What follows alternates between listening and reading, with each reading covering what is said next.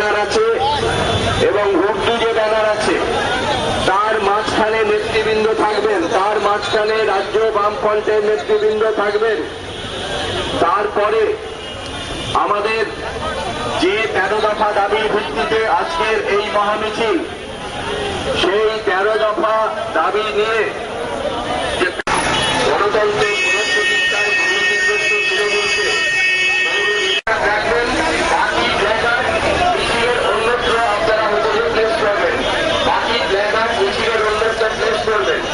আর সকলকে আমাদের অনুরোধ, সকলের কাছে অনুরোধ, আপনারা একটু হচ্ছে যে পিছন দিকে চলে আসেন যাতে মিছিলটা আমাদের সাজাতে সুবিধা হয়, কারণ এই গাড়িটা তো বের করতে হবে, এই গাড়িটা একদম মিছিলের হচ্ছে যে সামনে থাকবে।